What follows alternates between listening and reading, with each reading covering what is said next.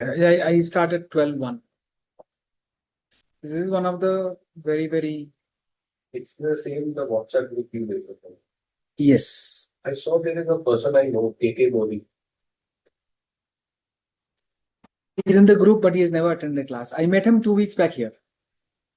He's into some tile business में होते थे छोटे हाइट के हैं छोटे हाइट के textile also dress textile multiple business Malabar something. KK Modi है हाँ. He's from Delhi. Yeah. I met him here only 2 weeks back. अच्छा. So he's not really a student. He's never attended a class. But यहाँ पे 2 class we attended. We attended 2 class. We had dinner together. पतले से face के. He is related to Lalit Modi. Related to Lalit Modi ji. हाँ उनकी मोदी उनसे related नहीं मैं बताया था मुझे. Okay, we'll start with the prayer.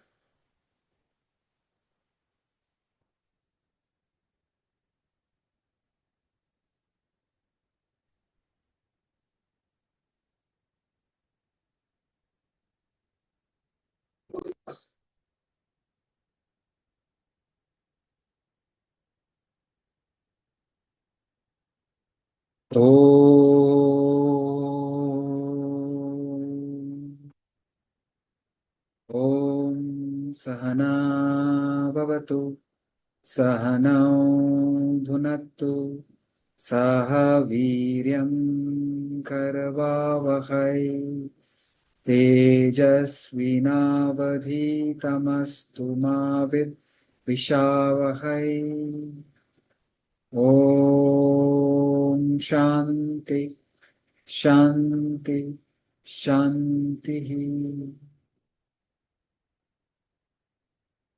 Om Sarve Bhavantu Sukhinah Sarve Santu Niramaya Sarve Bhadrani Pashyantu Ma Kaschit Dukhat Bhag Bhave.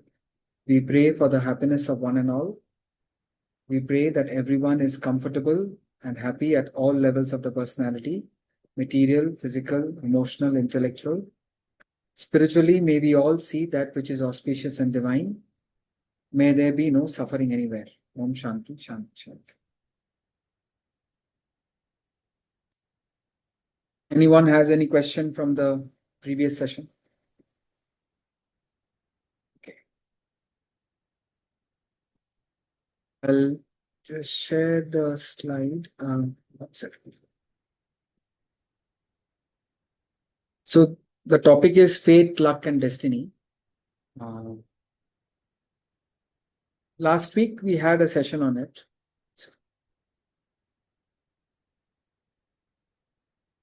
So Vedanta's take is very clear that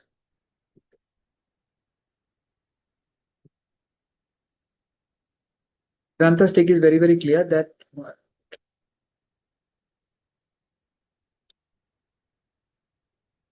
sorry.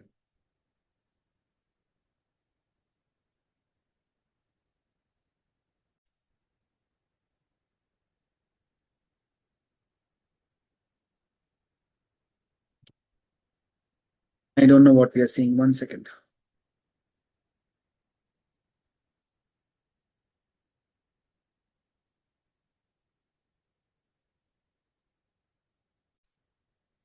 Are you able to see the screen, PowerPoint on online? No, na? Yes, we can see. The PowerPoint. I am on. Yeah. That is funny. You are able to see, right? Fine. Yes. Okay. So Vedanta's take is very clear. It may sound very harsh, but we have to approach it not emotionally, intellectually, that there is no such thing as luck or accident. We all get what we deserve, and this deserving is based on the law of karma. The law of karma is based on the law of cause and effect. Law of karma is based on the law of cause and effect, which says for every cause, there is an effect, and there cannot be an effect without a cause. So what is the cause as a human being we can do? With the body, some action, with the mind, some feelings, with the intellect, some thoughts, and both these can be positive or negative. Actions can be negative or positive. Feelings can be negative or positive. Thoughts can be negative or positive. World is not a chaos, it's a cosmos. Nothing is happening at random. The wisdom is to understand life is always fair. In one-to-one transaction, it may seem unfair, but overall, life is never fair. If we are getting hurt or suffering, there must be some reason for it. If something good, equally, and even the positive side, if something good is happening, suddenly you meet some nice people, or suddenly something good happens, it is not without a cause. So I remember once, I'm just giving simple examples which drive a message. Once I was in the ashram dining hall, and between the dining hall and the kitchen, there is like a small passage. I was just walking past. Suddenly, one hand came and grabbed my hand, and it grabbed my hand, and that hand pulled me into the kitchen. Before I knew what was happening, one laddu was inside my mouth. I don't even know who is putting what into. Obviously, nobody will harm me in the ashram, but maybe I had a resolution that I'll stay away from sweets. But when it has to come, somebody will come and shove it in your mouth. Things like that, when it is meant to be, it will just fall into place. And when it is not meant to be, it will not happen. So therefore, we should not, you say, why are we learning this law? To become free from fear and anxiety. When we know that there is a ordena, there is some supreme divine power, which we are calling as God or pure consciousness or divinity or reality. The role of the divinity is to ensure law of causation is functioning with mathematical precision. Laws of life are functioning with mathematical precision. God is only the karma phala data. Whatever we do, we get it. So therefore, we should not worry, kya hoga, kya hoga, kya hoga. We don't remember what has happened in the past, but right now, present is a gift. Present is a gift. Past is dead, don't worry about it. Future is unborn, don't worry about it. Plan for your future, but in the present, as much as possible, in your swadharma, do good to the world. Act wishing the welfare of the world. Jagat hitaya cha, welfare of the world. Always thinking of the welfare of the world. The stone, I'm just quickly going through the points so that anybody new is attending can just get these messages. The stone that is fit for the wall will not be found lying in the way. Now, stone is just a material object, but even that, if it is meant for the wall, it will be on the wall. If it's meant on the road, it will be on the road. Now, the law is even more accurate when it comes to plants, animals, or human beings. It is applicable everywhere. It is infallible. It is error-free. The law is divided into two parts, law of destiny and law of karma. Law of destiny deals with the past and the present. And when we say past, we don't have to go to past lifetimes. Past means this moment backwards. Whatever you have done in the past, today you are that. Today's bank balance is the result of all your debits and credits. What will be your future? That's where we go into the law of karma. Law of karma is the extension of law of destiny into the future. Law of karma deals with past, present, and future. So we say you are a product of your past, but the producer of your future. Today, my material status, my relationship status, my health status, my financial status, my spiritual status, it is not written by some god or the position of the stars or the lines of my hand. तकदीर तो उनके होते हैं जिनके हाथ के लकीर नहीं होते, right? You may not have a hand, but that person has a fate, right? So how do we create our destiny? Through our own past actions. If you have thought good thoughts in the past, good feelings in the past, good action, you are attracting good. If it has been negative, to the extent positive, negative, that's what we are attracting. Whatever is left plus what we do, that will get mixed up and that will come in the future. So you are the architect of your fortunes. You are the architect of your misfortunes. We get what we deserve. We reap what we sow. Cause and effect is as absolute and undeviating in the hidden realm of thought as in the world of visible and material things. The world of visible and material things is science. Science, so everything is law, and you can verify that law in your lab, in your scientific lab. The life itself is a lab. Even thought level, the law of karma functions mathematically. Mind is the master weaver of both inner garment of character. You are what your thoughts are. Your thoughts becomes your desires, desires becomes your actions, repeated actions your habits, habits become your character, character is your destiny. So it all starts with thoughts. Mind is the master weaver of your inner garment of character and outer garment of circumstances. What circumstances we attract, that will also depend on your thoughts. So you were thinking in some direction for almost 2 years. Suddenly something has happened. Now how much you will keep in touch with it depends on how we say Shraddha, Dhriti, consistency you are. But nothing happens out of nothing. So law of karma is functioning. I put the finger in the fire, finger will get burnt. I put a mango seed, I'll get a mango tree. But sometimes when it comes to life, we don't know why a good person is suddenly suffering. Or when you see something very, very tragic happening, we don't know what is behind it. Because there are certain things which are complex, very hidden. I work in a company, I get a salary. You see the cause, you see the effect. You will not say I'm lucky. But suddenly I win a lottery. You will say I'm lucky. I'm not lucky, you don't know the cause. It's adrisham, unseen. Just because we do not know the cause does not mean there is no cause.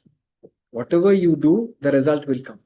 So the first level of complication is we discussed the law of intention. Those who attended last week's class is there. I'm quickly revising and then we'll get on to the stories and some parables. The first level of complication is the law of intention. Now I take a knife and cut another person. Good action or bad action? I'm a surgeon. So karma functions on the law of intention. A mother slaps a child, not with hatred. She is being cruel only to be kind. So the intention is what matters. Sometimes you scold, but for the person's good. Now intention can have different. Last time I gave this example. A student forgets the wallet and goes. Now I see the wallet. Arey, I can take it. Nobody will suspect me. The thought comes. It's a negative thought. Immediately I'll be agitated. If I act on it and steal it, bad karma, mera purse bhi jayega. If I steal something now, if I take something without effort, rest be assured that life will take it away from you. That is the giving and taking. You do something unselfishly, reward will come automatically. So therefore we say, have faith and understanding in the law and keep on doing good things will come to you. Now the thought comes, should I take the purse? And I said, how can I even think like this? I'm a teacher, I'm teaching law of karma and I want to steal. And I dismiss the thought. So karma will be hardly anything. Thought was there, so karma was there, but I did not act on it. In fact, legally, nothing I've done. Thought of killing, no police will catch me. If I actually kill, police will catch me. But spiritually speaking, thought of killing, I'm getting agitated. If I actually kill, the karma is even more powerful. Now, thought comes, I encourage it, put it into action, very powerful. Negative thought comes, I dismiss it by the intellect, almost no karma will accrue. But thought comes, I'm giving a third situation. Thought comes, I'm going to steal, the person comes, and I give it away. Negative thought tha, intention was there to steal, but I didn't get a chance to steal. Karma will function differently. Now, who knows who is functioning with what intention? You have to have a very sharp intellect to know the other person's intention. Then we also discuss the time factor. What is the time factor? I go to a market and buy a lot of seeds, flower seeds, vegetable seeds, fruit seeds. I throw it in the field and start watering. One seed will grow in a few days, another in a few weeks, another in a few. Bamboo tree doesn't grow in first 5 years and then suddenly it grows. Similarly, I'm doing a good action now. Or you show some kindness to some beggar or somebody. You do some good actions, boss is wicked, he's not paying you. But the good action will get its own reward. Boss is not paying you because earlier we were lazy and took money. So now we have got a difficult boss. So the seed that we are sowing now, it will manifest as a harvest. But when we don't know, time factor is uncertain. Then memory and lack of data. What do we know about other people's life? Recently something happened. Now, we don't know what is running in people's mind. We have to be so careful.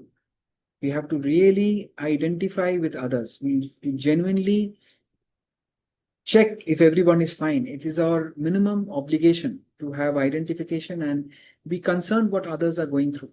Swamiji used to talk about social consciousness. Social consciousness is an awareness of the needs and sufferings of others. No, me and my family. That's the egoistic circle. Then there is no spiritual growth. Spiritual growth happens when we break that ego. It's not that you don't take care of your family, but your focus is everyone, whoever you can. What are they going through? So we don't know what's going on in any people's mind. So suppose I ask you, Akshat, yesterday 3 o'clock, what were you thinking? Last week 3 o'clock, what were you thinking? 5 years back, 3 o'clock, what were you thinking? Now, from a spiritual point of view, every thought, every feeling, every action is a seed, and that is going to come out. It's going to is a cause, it will become an effect. So everybody is doing so many things. We are not with others 24 hours. So we don't have the data. So when something happens, we don't remember the cause. And now suppose something is coming from our last janma. How many last janma? 1 janma, 5 janma, 50,000 janmas. It's a totally area of unknown. We say leave it alone. Take care of the present. Take care of the present. Law of karma can come as a cumulative effect, or it can come one-to-one. I do good to you, do good to me, one-to-one. I keep on doing good to you. I give 2,000 to maybe 50 people. Suddenly I win a lottery of 1 lakh. So it can come as a cumulative effect, or it can be one-to-one. So therefore we were saying, I remember towards the end of the class, I was mentioning that Swamiji had this, Swamiji only taught us law of karma. But when he would be driving on the expressway, he was driving till 95 between Bombay and Pune. In the expressway, there are a lot of steel rolls, these heavy steel rolls. So he used to tell us, when you're overtaking that, don't stay near the truck for too long. Quickly go, because you don't know when it's going to come. Now, as per the law of karma, if that steel roll has to fall, it will anyway fall. If it is not meant to fall, you can go through 2 hours next to it, will not fall, right? Why is he saying drive fast? Don't stay here. See, what it means is, suppose in my karmic balance, we all have done past karma, we don't know how long it is. In my karmic balance, there is some negative thing waiting to happen. It's there, right? Now I am being careless. When I am being careless, I am allowing that to manifest quickly. But now I am being very, very careful. If I am being very, very careful, so I'm not making it conducive for that to manifest. In the meantime, I do a lot of good action. Who knows? We don't know. We don't know for 100% sure, but we are giving ourselves a good chance. The good actions that we do now, maybe it will nullify the past. See, just 2 weeks back, today morning also, actually during our morning walk, I was thinking, because we passed that spot. 2 weeks back, I took a bike. Where I am, we can get bikes on rent, and scooty with a gearless bike. And I was just going around the lake, empty roads, very beautiful roads. Nothing is there. I was just going around. The mistake I made was I did not wear helmet, because there is no traffic. There is no police also, but I should have probably wore a helmet. I was just enjoying the breeze, and I was not going. When I could see a clear road, I'll go at 50. And when the turning comes, I was slowing down. I was not being reckless. But it was dark. It was 8:30. Street lights were there, but it was dark. Suddenly, I saw at 100 meters distance, a car took a U-turn.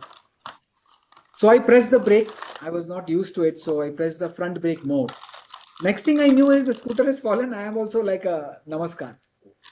But believe me, Akshay, not a single drop of blood, not a scratch. Not a scratch. Scooter ko scratch laga. And the guy, when I returned the scooter, the guy also didn't charge me, but I did my part of giving him little extra money. 1 second now. So now I deserved the fall, but some divine grace ensured that I didn't get hurt. If I got even a little, let's say some fracture or something, I'm staying alone. I will be a burden on somebody who doesn't want to take care of me, right? So God saved me that the injury will not happen. So therefore, we really don't know which negative action will come back and how much it will hurt you. Which positive action will give you help, how much, we don't know. The great Swami Vivekananda says that you do something negative, nobody may know, and you go to the Himalayas and hide, the blade of grass will come and slap you. The blade of grass will come and slap you. And he says, similarly, you do good, The good that you do, like 100,000 angels will come and protect you. So we have to have faith in the divine and keep doing good. Though there are a lot of, anybody has any question?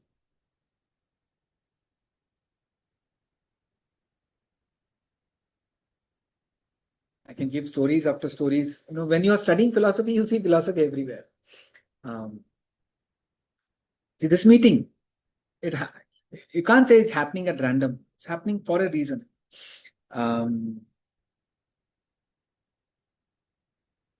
Okay, I'll give one from the Puranas. I think some of you have heard it, but if you heard it again, it's from the Garuda Purana. There was an emergency in the heavens. I'm making a story, huh? It's from the Puranas, but I'm making up a story. There was an emergency in the heavens. One guy was trying to send bombs in Iran and Israel and all Iraq, and God said, okay, we have to have a meeting.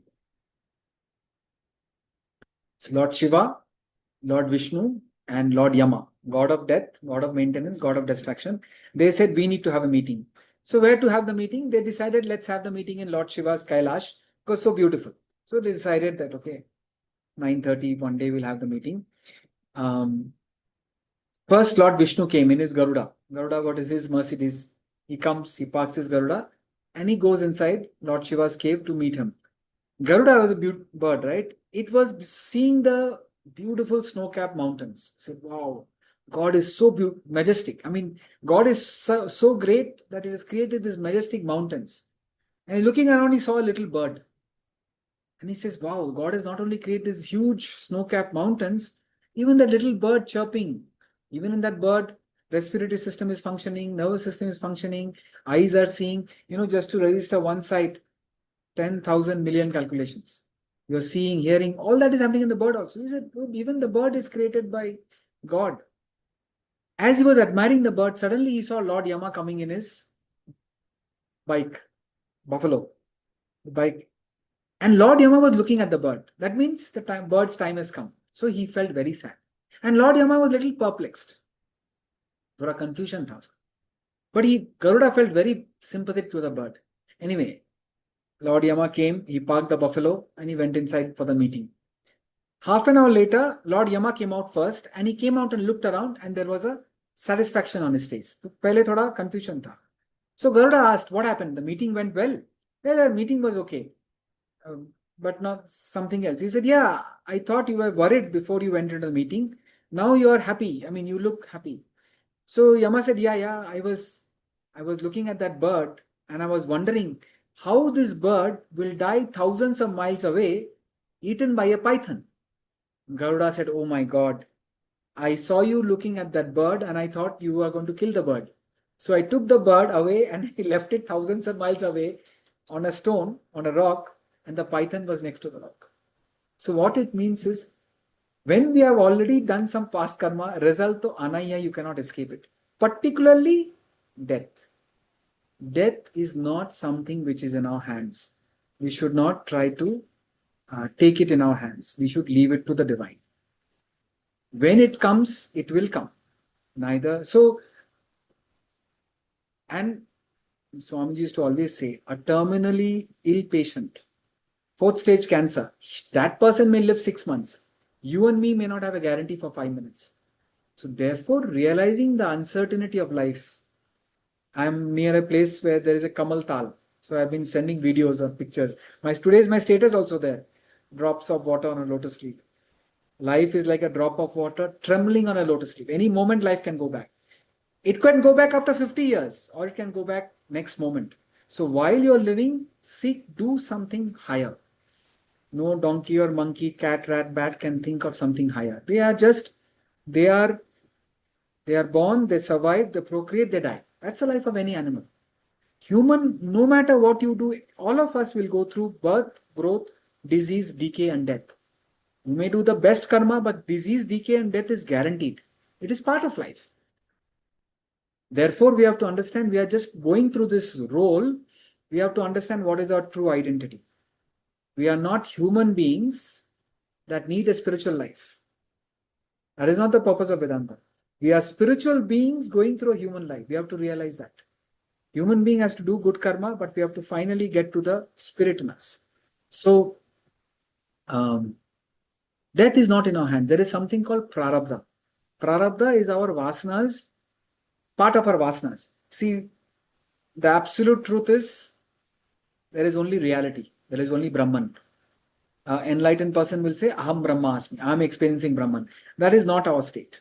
Our state is I know I am playing the role of Basab, and there is a world that I am experiencing. I am experiencing this world because of a mass of ignorance.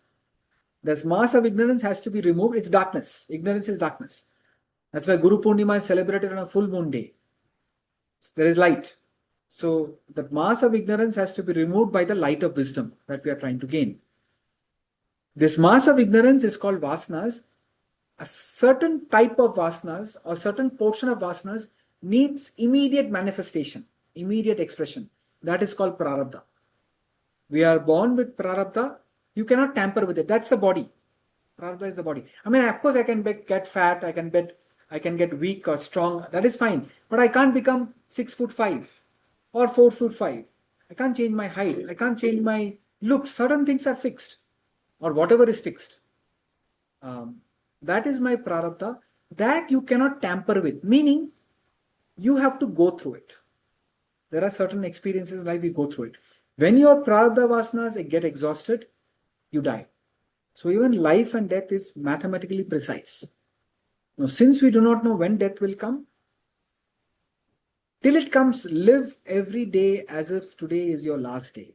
Whatever you need to do, as much as possible, do it today. If you have to forgive somebody, do it today. You have to say sorry. Whatever is most important, have your list. If you're already done the most important thing yesterday, then go to the next most important thing. Have a higher goal in life. Have a higher purpose in life. And make sure you use every day to the best of your ability. So, yes, so prarabdha vasanas is that which we cannot know. On the exhaustion of our prarabdha vasanas, we die. While we are exhausting prarabdha, there is another. So, prarabdha vasanas is that which you are born with. Animals are also born with prarabdha vasanas. But they just are exhausting their prarabdha, they don't have anything else. But as a human being, while we are exhausting our prarabdha, we can deal with what is called sanchita vasanas. Sanchita is the other part of vasanas. If you live a spiritual life and exhaust that, basically exhaust all your thoughts and reach the state of absolute thoughtlessness, that is enlightenment. I can be very, very materialistic, worldly, and gain more and more desires. Then sanchita is increasing. You will get caught up in the cycle of birth and death. Punarapi jananam, punarapi maranam. Life is an opportunity to increase thoughts or entertain better thoughts.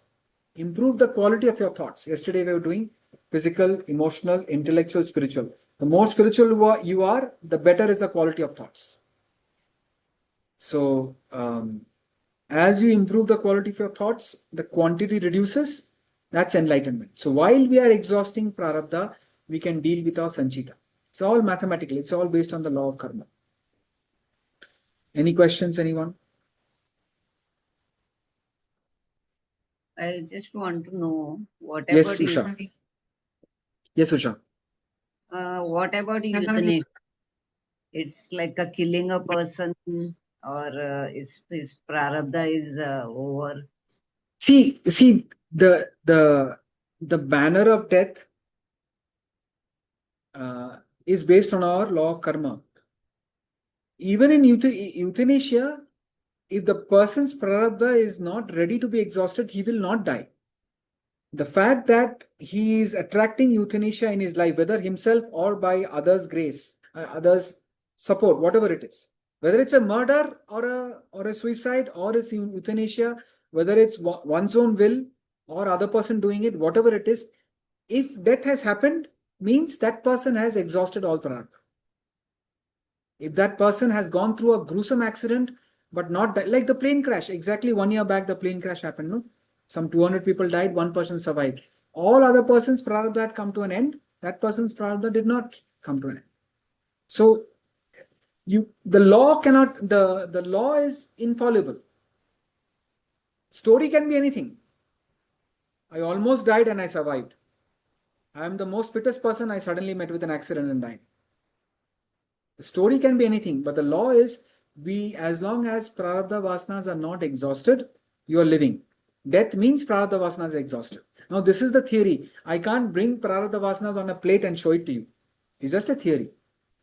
And in one of the classes, I explained this theory is only to explain the life of a self-realized person. Self-realized person, they have exhausted all their vasanas, but that means they have exhausted all their thoughts, but they are still living.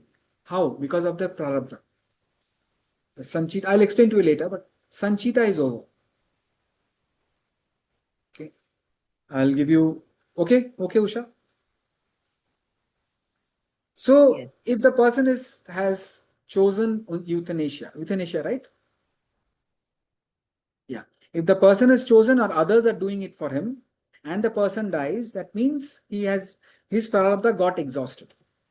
Sometimes we know a person is dying. So his prarabdha slowly get exhausted. Sometimes death happens suddenly. Even there the prarabdha has come to an exhaustion. The law doesn't change. The rule doesn't change.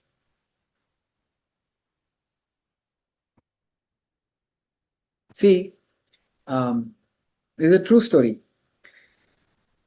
And it is not funny, but when I was narrating it, it became so funny. It was like one of the incidents when I laughed so much. So it came out in the newspaper that there was a train going across, there is a bridge over the sea, Rameshwaram Bridge in South India. There is a bridge. I think the bridge is partly on the sea or something. So when the train was going across the bridge, there was a family traveling in the train, and there was a 73-year-old grandmother. 73 or 83. Let's say 73. She told the family, I'm going to the washroom. Obviously, she was not used to the train and she was elderly. Instead of opening the bathroom door, she opened the main door and she fell. She fell out of the train. The train was going on the Rameshwaram bridge. She missed the train going under the train. There were rocks in the sea. She missed the rocks. She fell in the water. By the time the train crossed the sea and reached the station, the family members realized what happened because grandmother was not there. They went to the bathroom. She is not there. So then they realized that she must have fallen. So they quickly got in touch with the station master. The station master knew some fishermen. They called the fishermen, and apparently the fishermen saw her falling and they picked her up. She survived, basically. A 73-year-old lady falling out of a running train on a bridge going over the sea, missing the rocks, and fisherman saves your life. Philosophically, what do we say? Her prarabdha was strong. She did not, her death was not destined that. The funny part was, as I was telling this, one of my colleagues, the colleague was listening to me with so much attention. Suddenly he said, and she caught the train? I said, no, Baba, I don't know whether she caught the train. No, how will she catch the train there? She is on the boat there and the train is here. I said, I don't know. The newspaper did not say whether she caught the train or not, but she did not die. So, and I know a story. This happened in Bandra. A mother had a 17-year-old boy, only son. She went down to play cricket and a ball hit the head and he died immediately. So philosophically, that boy's life was 17 years. He had to live that 17 years and he had a peaceful death. Just no ventilator and no nothing. Now the suffering, unfortunately, the parents have to go through the suffering. The boy has, so any death, any experience is a promotion. For the person dying, they go to the next embodiment, which is the body, next environment, which is more conducive for their journey. See, even in this lifetime, we are moving from one experience to another. I keep giving the example of a shopping mall. I go to a shopping mall. Where do I go? Where my desire will take me. I need a watch. So I go to the Rolex showroom. Now, suppose I've selected the watch and I bought the watch. Will I be hanging around there? No. Next desire, I need shoes. So I go to the Nike showroom. So I'm going from shop to shop based on my desires. And the moment my desire is over, I bought the watch, I bought the shoe, I won't be hanging around there. Next, I go to the next shoe. I want to eat pizza, so I go to the Pizza Hut or Domino's. So you're going from one experience to another experience based on your desires. Similarly, the embodiment we select, whether I need a butterfly's embodiment, whether I need a tiger's embodiment, whether I need a lizard embodiment, or a male embodiment in South India or North India, or a American lady or a British lady, all this is dependent. It's not happening at random. We think it's happening at random. You can follow that philosophy. That things are happening at random. Think about it. If you say things are happening at random, you are taking comfort in a fact that you have no control over your life. How can that give you peace?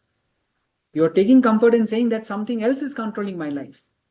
So that means you can be good, and all bad will happen. It's not, a strong person will not take it.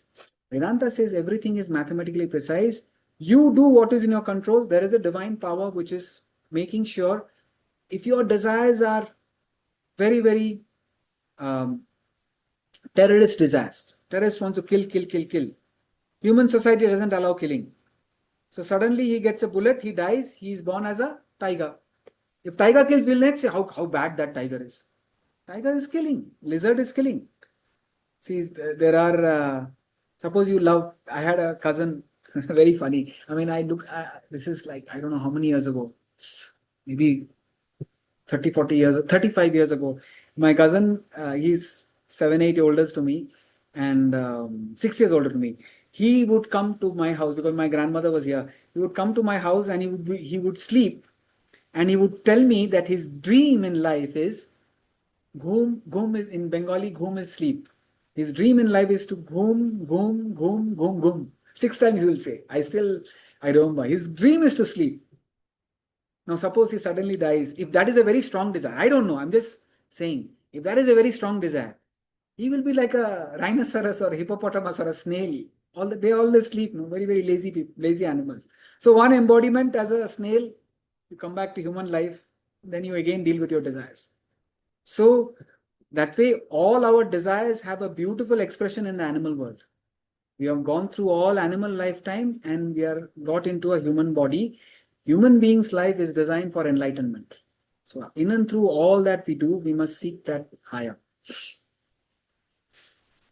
Next question, otherwise look for the next story. This is a very, very, very, very interesting story. See, one of the powerful laws of destiny is that as you think, so you become. As you think, so you become. This is what you call one lady entertained the desire. This is a joke. I got it a couple of days back. It was so funny. The joke came with a cartoon actually. One lady has a genie. So genie means you ask the genie whatever you want, the genie will immediately fulfill it. Now listen to the joke with the theorem in mind. As you think, so you become. So the lady tells the genie, I want all men to run after me. The lady told the genie, I want all men to run after me. Next scene is that lady has become a football. So football world is coming now. As you think, so you become. It was so funny. So listen to this in this context. A true story again. A lady suddenly, she had one daughter and suddenly she lost a husband. It was tragic. I mean, it was sad. And she was a student of Swamiji, but I mean, okay, not a very brilliant student, but not a bad student also. She knew Swamiji, she was studying her books. Suddenly lost her husband, but she was kind of sad. But her daughter was there, and daughter was a lovely person, very, very cheerful, very, very dynamic. Now, suddenly, a few months later, her daughter died. And that was super tragic. She just couldn't handle it. So she told everybody that I don't want to interact with anybody. I'll just be in my room. You give me food, I'll eat. I'm not coming out of this room because what is there in it? My husband is gone, my daughter is gone. I don't want to see the world. When nobody could say anything, they sympathized with her. They said, okay, that's what you want. Somebody used to give her food, she used to eat and be in her room all the time. But she was elderly and suddenly she developed cataract. Now, if she doesn't go and do the surgery, she will become blind. So her relatives started appealing to her, okay, just go, get the surgery done. You don't have to do anything else. no, what is there for me to see? My husband is gone, my daughter is gone. I don't want to do the surgery. Now, there was a common person who knew both Swamiji and this lady. They requested Swamiji, can anything be done? So Swamiji said, okay, tell her, I know her, tell her that I'm coming. So when the lady heard that Swamiji is coming, she said, no, Swamiji will not come. I'll go and meet Swamiji. So she came to Swamiji and, Swamiji said, Amma, I understand what you're going through. I am with you. If I were in your position, I also will not do the surgery. And lady was like, sir, I knew, sir, only you are the only person who will understand me. But then Swamiji, he has his own way. He said that, but there is just one little problem. He said, what is that? You have studied Vedanta? Yes. You know that death could happen any moment. Life is like a drop of water, trembling and noticeably. You could die today, I could die today. And the lady was, yes. She's already experienced her husband's death. She has already experienced her daughter's death. She said, yes, I could die any moment. Swamiji said, you are entertaining a very, very powerful desire not to see the world. You're entertaining a very, very powerful desire not to see the world, and you're already in your 70s. If you suddenly die, there is a good chance nature will help you and you will be born blind. Before Swamiji could say the statement, she got up and said, arrange the surgery. Say almost the same day she got it done. So sometimes, of course, if you're a good person, you will not attract something negative. But if you think negatively, you're attracting negative things. So we say, think as positive as possible, particularly for others, be as positive in your actions. But at the same time, be aware that nothing is permanent. Anything could happen any moment. Same blind story, the blind person story, a similar story. You try to throw dust in God's eyes. Whose eyes will get blinded? Your own eyes get blinded. There was this like entertainer in the Mughal period. He was a new guy. He came and he was entertaining. He was throwing the balls and all sorts of entertainment was doing. And everybody was having a great fun. Now the royal ladies, they were behind the parda. That was their custom, was they don't come out in the open. So the royal ladies told the king, "Arey, you guys are having so much fun. We are missing out. Who's this guy who's entertaining you?" The king said, yeah, there is a new guy. He's cracking jokes. He's an amazing guy. He's entertaining us. Quite sad that you guys can't see it. Now this came to that entertainer's ears. He heard about it and he told the king, "Sir, why can't I go inside the palace? Anyway, I am blind." He was not blind, but he pretended to be blind. The king said, "You are blind?" He said, "I can't see. I am doing everything without eyesight." And somehow he faked it. He pulled it off. So the king genuinely thought he was blind. He said, "If you're blind, no problem. You can come inside the palace." So he went inside the palace and he was doing everything, but he could see everything. Basically, he was enjoying everything, but he was staying. Few days and weeks passed. One day, and he was becoming more arrogant. One day a maid was rushing and he told the maid, "Give me the jug of water." The maid said, "I'll get it. There is no jug here. I'll get it." "Can you not see it's there?" The moment he said, "Can you not see it's there?" the maid went to the king and reported that this guy is lying. He said he can see the jug. The story is he was thrown out of the palace. Within 3 days, he fell and he hurt his temple and he became blind. He pretended to be blind. He became blind. Now, unfortunately, these are sort of negative stories, but what I'm trying to say is, same thing you do positively, you will attract positivity. There is no, it doesn't even cost us a cent to entertain positive thoughts. Let good things happen to others. Whatever you wish onto yourself, let it happen to others. It just keeps happening. Don't look for it. Just do good. You will attract good like magic, it will come. There is no magic. There is a cause and effect. So understand the law and function. The more you sacrifice, the more you gain. River pours all its water into the ocean. It is never dry. The sun picks up the water bubble, the clouds are formed, it will always be full. The more you give, the more you attract. That's the law of life. You just see it happening. Yeah. Any questions? Let me see what's the next story.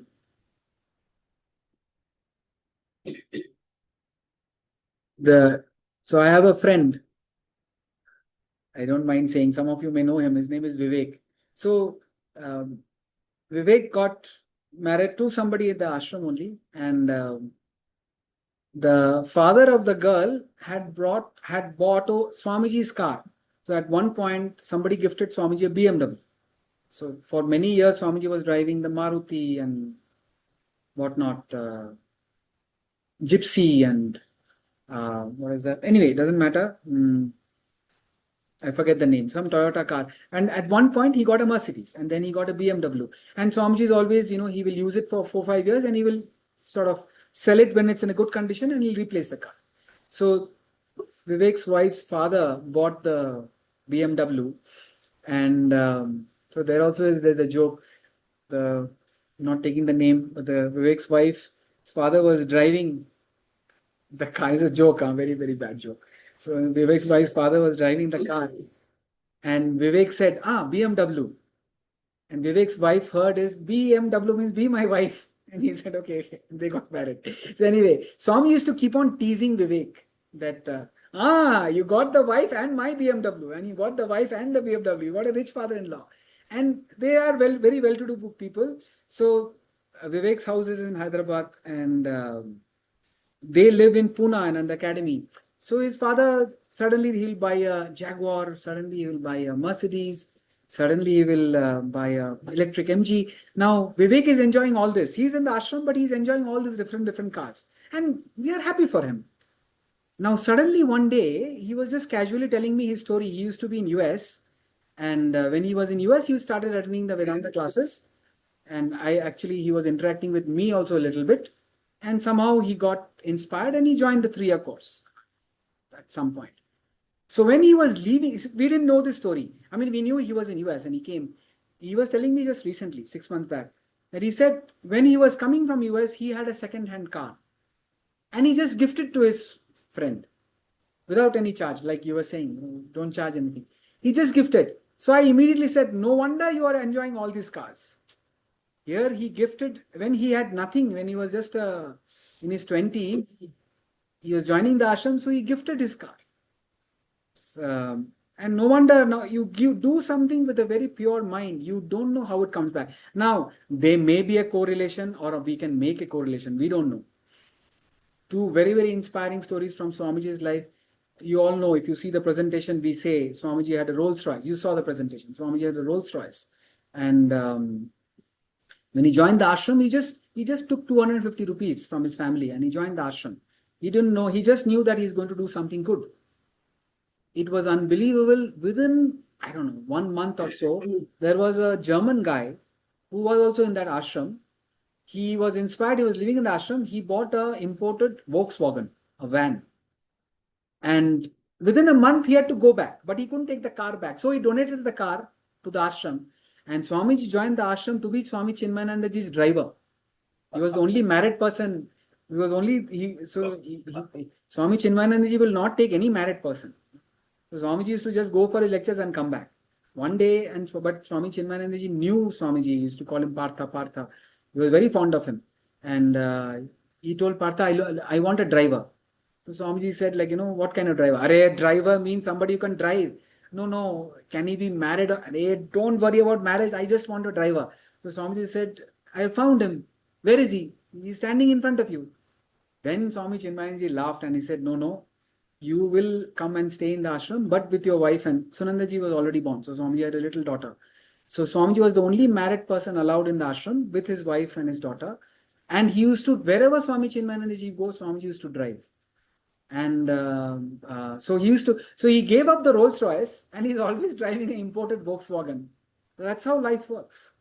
Another very inspiring part of that is he used to tell us that, I don't know who has this kind of a dedication.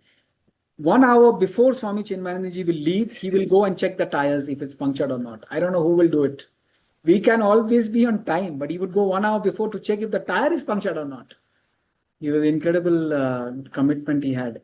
And so the ashram was in Powai in Bombay. And Swami Chinmayanandaji would go South Bombay to give lectures and then dinner. And in the night, like 10:30, 11, he will come tired. So Swamiji made a bed in the van so that that 45 minutes Swami Chinmayaji could rest. So that's how you like take care of someone who has given you the knowledge. Another very inspiring story Swamiji used to tell us was when he was a little kid, maybe 4 years old, 5 years old. Even in Chennai there was tram. I thought Calcutta only had tram, but even in Chennai had tram. So Swamiji and his brother were going to school on the tram, and they found his friend walking. So they called. I don't know if I forget the name. Let's say Michael. Michael. I say, Michael, come. Michael, come. Michael said, no. He was walking to school, and they were going in the tram. So when they reached school and Michael came as Swami, he said, hey, why didn't you come? Why didn't you come? He said, no, I didn't have a ticket. I said, why the ticket na? No, I don't have money. Money you don't have, you ask your mom. Mom doesn't have. Swami was like, mom doesn't have money. He couldn't understand, that somebody may not have a ticket for the train. So then Swamiji he thought about it, and the tiffin, he told his brother that, see, we are getting 2 rupees. 50 paisa is for the lunch food. We have 50 paisa extra. You give 25 paisa, I will give 25 paisa. I don't know what the currency was that time, I forget. But he said, you give little bit, I'll give little bit. Let's buy Michael the monthly ticket. And he did it as a kid with pure heart that, okay, we are all driving by tram, my friend is walking. And he said later on, he says, now wherever I go, there is a car waiting for me. The best and probably the best car. So you do something very selflessly at one point. How it will come back and manifest at a later date, we just don't know. But have faith in the law, and again, keep doing good.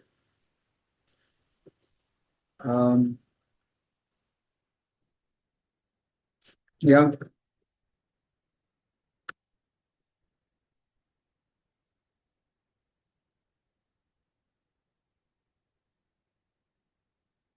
I think I told the story of I think those who have missed it. A year back, I read in the newspapers, a constable, he put his hand up to stop the traffic, and he didn't realize the guy at the scooter, at the back, he had a sword. So this guy was crossing the red light, he just put his hand, they cut his hand, clean cut. But that is also karma. It's not happening out of random. You can't say bad luck, he put his hand, it got cut. There must be something. But then what is amazing was strangers, not known people, strangers picked up the hand. It was a clean cut. Strangers picked up the hand and him, and it was in Chandigarh. It was not like a Bombay or Delhi where big hospitals and big doctors. The doctors did a 17 hours unplanned surgery. Not an ordinary surgery. 17 hours, no eating, no nothing. Unplanned surgery. At the end of the surgery, the fingers were moving. So they did that. They didn't ask how much money is required. They just did the work. So unfortunately, he deserved the cut. But very, very fortunately, strangers picked him up. Unknown doctors, unplanned surgery happened, and his fingers were moving. So that's how the karma functions. You have to just see it functioning. You do good without any expectations. The best of things happens when you don't expect it. Now the problem is either we don't do or we start expecting. So the training that we need to do is get onto the right thing, do it as best as possible. Each one of us have a caliber. Use your talent to do good and have that supreme faith that if there is a powerful divinity, and that divinity is very, very powerful, it can create volcanoes and tsunamis. It can turn our lives ups and down in a fraction of a second. Not just us, it can turn the lives upside down of millions of people. So that is a very, very powerful factor. It is inside you, making sure your heart is beating, your kidneys are functioning, all the internal organs are functioning. It is making sure the whole world is functioning. The role of the divine is to enliven you, make you conscious, and to ensure the law of karma is functioning with mathematical precision. So we have to understand it and be on the right side. Then you get that courage. Yes, my life is in my control through my own thoughts, through my own feelings, through my own actions. Start with thoughts, end with actions. And the benefit on the spiritual path is not only we are trying to do good to attract good, we are also learning how to detach from the body, mind, and intellect. I am not the body, I am not the mind, I am not my intellect. The body, mind, intellect belongs to me. I must find my true identity with the self. When you identify with the self, whatever happens to the body, mind, intellect doesn't happen to you. Imagine Jesus Christ, he's being nailed on the cross. And he said, Father, forgive them. They know not what they do. Can you imagine? One little injection only will start crying. all parts of his body is being nailed. And in that excruciating pain, he's saying, Father, forgive them. They know not what they do. First of all, he has so much of love for his enemies and so much of calmness to say, Father, forgive them.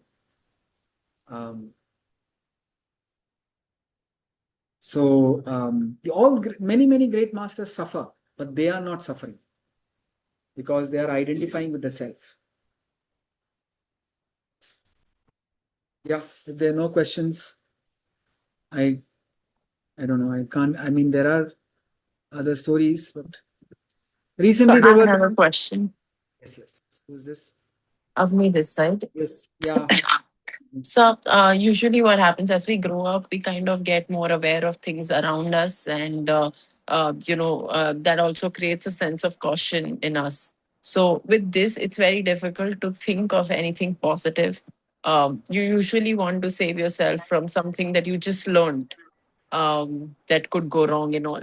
So, my thought process in this scenario tends to be, tends to lean towards negative side, because I'm trying to, but now that I'm aware of something that can go wrong, I want to save myself and I can't think positive.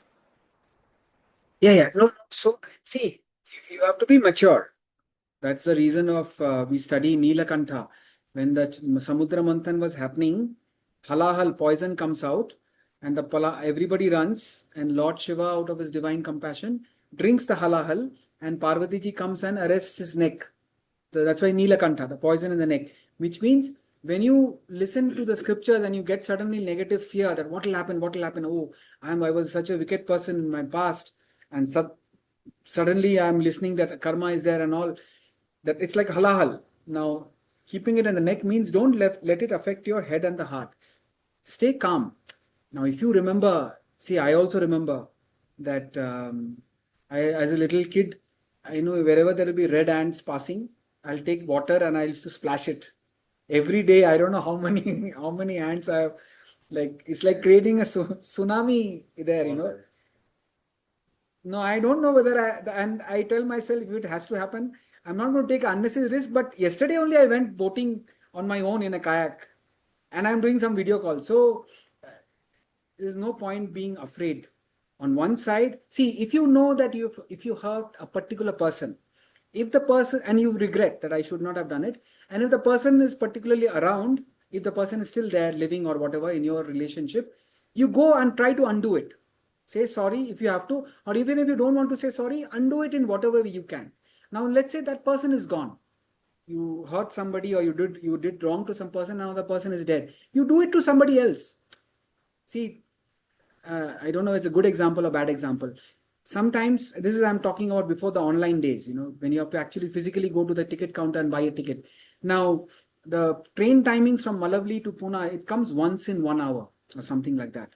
And once in 1 hour. So it's not like Bombay, every 2-3 minutes there's a train. You miss it, means 1 hour you have to wait. Now, our class timing was such that we have to just rush and get into the train. There is no time to buy the ticket. And 199% there is no ticket checker. But if you're using a service, you better pay for it. Indian Railways should get it now. So not me, my colleagues, they'll get onto the train, they'll complete the journey. When they get down, they'll buy the ticket.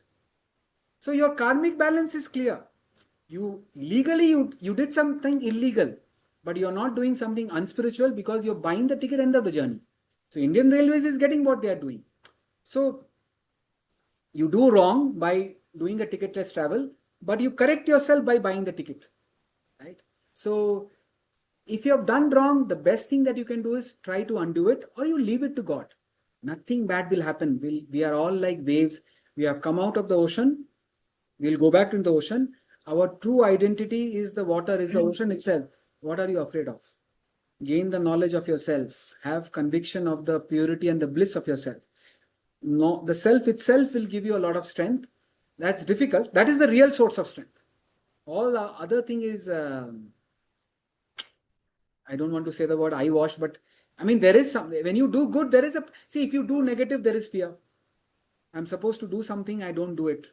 And I actually do adharmic things, there will be a lot of fear. A terrorist cannot be peacefully sleeping, impossible. So when we do wrong things, mind is disturbed, we are afraid. Similarly, now you're a good, kind person, you will not be afraid. A cow is not afraid. A tiger is always afraid because tiger is destructive, right? Leopard is destructive. They are afraid. Cow will be standing in the middle of the road. Full speed car is going because it's pure. It's just giving, giving, giving. So the more you do good, you will be calm and composed. That is also there is also a strength from doing good. But the real strength is knowing that your relationship with the self. The self is the source of unlimited power and strength. So nothing can go wrong. So Avni, there is, if, like I said, if it is part of your karma, anyway it will come and nothing will happen. You will suffer for a while. The suffering will slowly fade away. Don't hold on to it. You're not your body is going through suffering, not you. Your mind is going through suffering, not you. So endure it gracefully, saying that, okay, if I am done something wrong, pay the price for it. If the effect is not yet come, and we don't know what's coming, something extraordinarily good may be coming, something extraordinarily bad may be coming, we don't know. So therefore, the best insurance is in the present, whatever is your role, daughter, mother, wife, whatever, I don't know, your life, whatever you are, be the best version of yourself and remember the divine. Connect your actions to the divine. If you are in that zone, the divine itself will protect you. Pain will come, will not hurt you too much. Like I said, I fell from the bike, but didn't get a scratch. I don't want to boast. Now today while going, some car will hit me. I'm not saying that. See if it's meant to be, it's going to happen. But let's not be careless and attracted. Be careful and do good karma. That's the best zone to be. That's all we know. And if you are identifying with the self, let the body, mind, intellect go through suffering, but you are not suffering. So this is not easy, but through practice, it's not difficult also. When suffering comes, what do? You think of God only, no? The moment you think of God, you're not thinking of yourself. So then you gain that inner strength to let it pass. Let it pass. Don't hold on to it.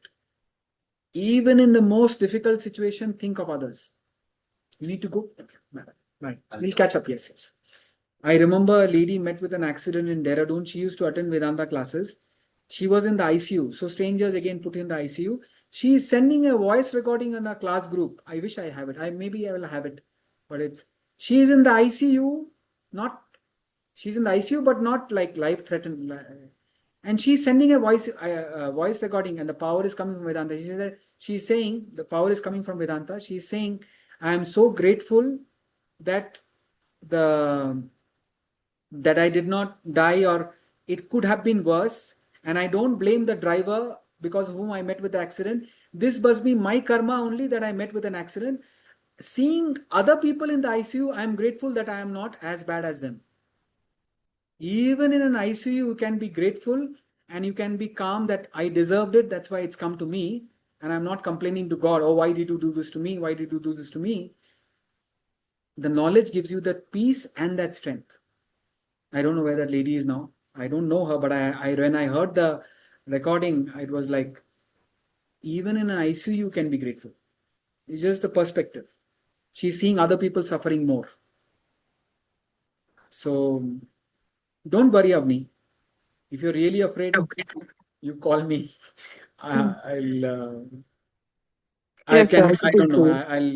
If you want to share anything particular bothering me, I'll try to help. You can ask in the class also. I'm just saying. But see, that's why remember Swami Vivekananda. He said, if you do wrong and hide yourself in the mountains, the blade of grass will come and slap you. But if you do good, the good will be like 100,000 angels. They'll come and protect you. So do good, with whatever. Materially do good, be kind to others, say a good word, thought, word and deed, Wherever mind cooperates, do good. In your work, whatever talent you have, you use it for the welfare of others. Money will anyway come. If you do your karma, money will come. Prosperity will come. So we'll end the fate, luck and destiny today. If you have questions, you're most welcome. From next week, we'll do the Vedanta treatise. We'll start part B, part C. Thank you, everyone. We'll end with the prayer. Yeah. Om Purnamada Purnamidam Purnat Purnamudachyate Purnasya Purnamadaya Purnameva Vashishyate. Om Shanti Shanti Shanti.